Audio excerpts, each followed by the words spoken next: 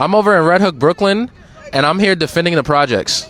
A lot of people, when I talked about Chelsea projects, kept saying the same thing over and over, that you shouldn't be living in the projects for 30 plus years, that if you've been staying in the projects for years that the system failed you.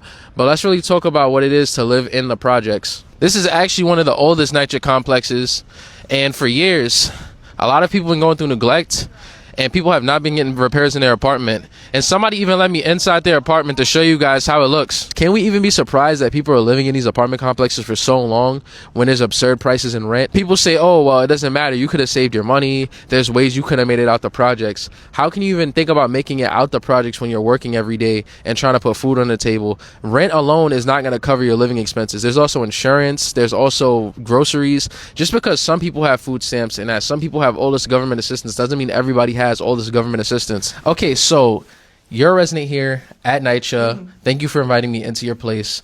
Is there anything you want to say about NYC and where you live at?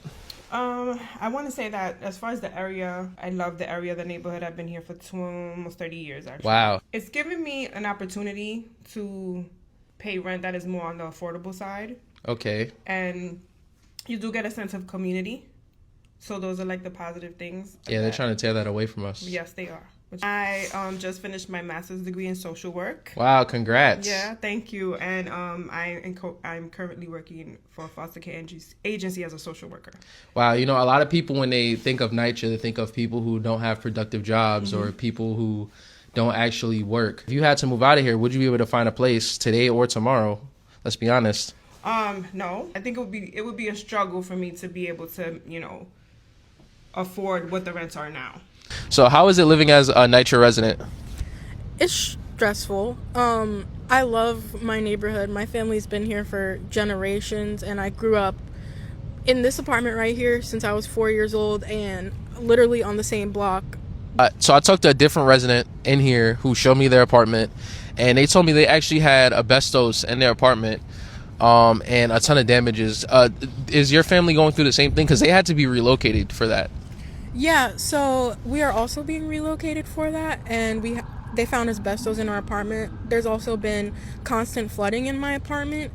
How much are you paying in rent? Or if your family, because you said you live with your family, right? We're paying about $1,700 in rent. Shit. Is there anything else you want to say for the audience? If you live in NYC, and especially if you live in Red Hook, we are the largest NYC development in Brooklyn and the second largest NYC development in the city. We have about 6,000 residents here, and if it's me and my building, I know that it's all of us. They can ignore us as individuals, and I know that we're all busy and we all work really hard, especially because all the things that are going on with our buildings. Every day is a struggle, but they can't ignore us as a collective, and if we struggle together and if we take direct action, they can do something.